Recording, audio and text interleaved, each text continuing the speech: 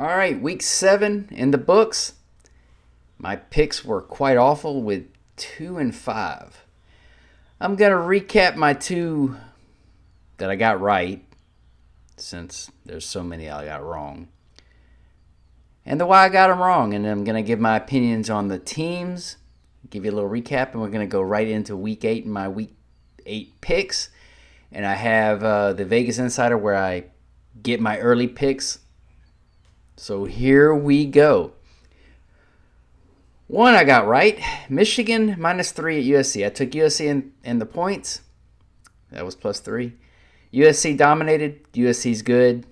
USC was at home. I'll have to learn my lesson about home teams because I got this. Boy, I picked some trash.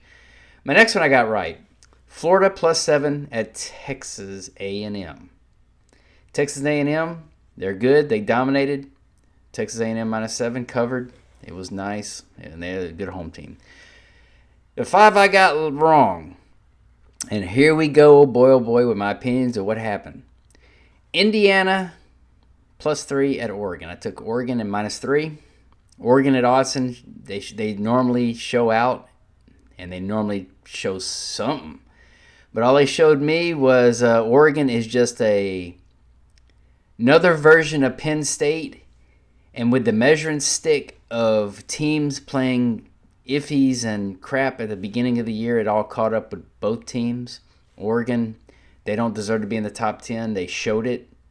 Indiana, so do they put Indiana in the top 5? I don't know. My opinion after what I've watched, Ohio State, solid number 1, or Miami Hurricanes. And number 2 could either be one of those. Number 3 would have to be Indiana because of who they beat at the placement. All right, next. Alabama -6 at Missouri. Alabama lost by 3. I took Alabama -6 with the early point spreads. It was a good game. It was something else. But, yeah, Alabama's good. They played hard. Missouri, I can't complain on what they put out there. They're going to have a good season from now on if they play with their heart. All right, next, Red River. Texas -10.5 at Oklahoma. I took Oklahoma in the points because I didn't know they were going to put out a freshly put out quarterback with a surgery. He showed he couldn't put the ball where he needed to. They tried to manage the game with him when it was 6-0. And, of course, Texas took off with it. They had their health. They had healthy players. And, of course, Manning is the best player to ever walk the earth. My bad. The next 2 are very interesting. I took Iowa State -3 at Colorado because I thought player per player they were better and well coached. What did I see? I saw a bunch of still the same type of Colorado coaching with a little bit better game management and a quarterback that still can take off, and defenses don't know what to do whenever hey, tackle with 2 hands, bro. 2 arms around him. But Colorado overall, they're still the same. Are they going to make a playoff or a bowl? No. Will they ever? Doubtful. They showed up. Iowa State, Rocco Beck did what he could, but they fell behind and they couldn't punch it in. And, of course, my last game was Georgia at Auburn with the 7.5 spread. I took Auburn and the 7.5 spread. I'm sorry, with the 7.5. Auburn with the 2-minute mark and what the rest did with replay showing that there was a touchdown that changed the momentum that the refs manipulated with a 30-minute, 2-minute mark was very interesting. 2 minutes of that game took 30 minutes with all the flag throwing, and that one umpire was, I don't know, was it biased? Who knows? But Auburn, they deserved that half with the touchdown, and it would have been a totally different game. Georgia, Kirby is smart. Golly, I don't like Georgia, but Auburn looked very, very good until the 2-minute mark, and that, man, it was something else. But okay. But I'm going to give my quick top 5 because apparently rankings mean a lot. And it's going to be Miami or Ohio 1 and 2. It'd have to be Indiana because they're undefeated. Number 4, who do you put there?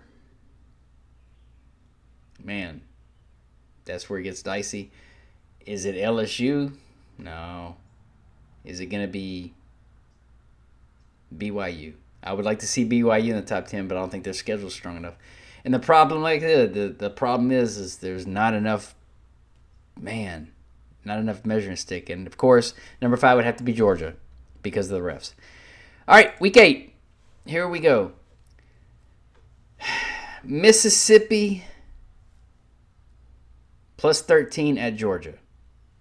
I'm taking Mississippi and the points. Do I think Mississippi can win? Yes. Do I think they can win outright? Of course.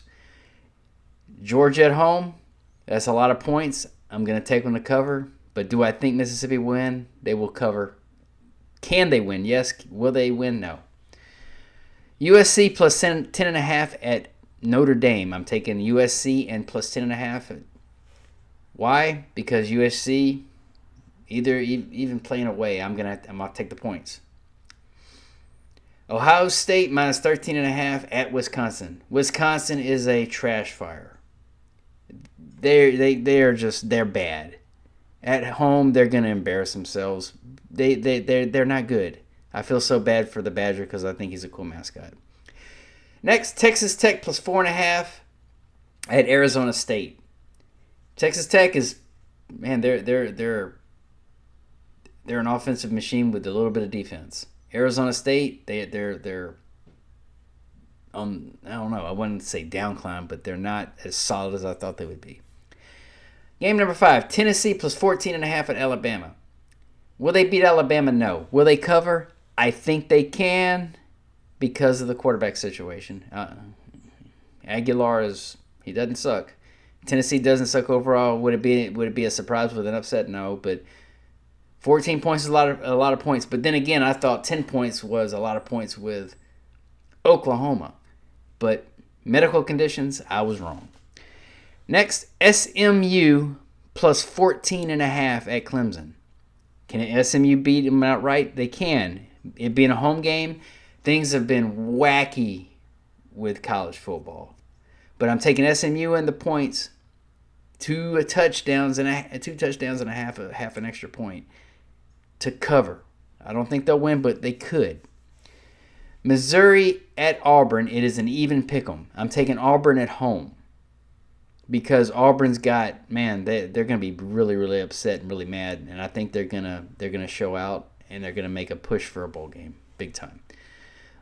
But okay, going into this week with my Notre Dame win from the previous week, I had something going in my head with a teaser of 21.5, and I said Notre Dame. I lost that one by 8. I got it right, but with the corrected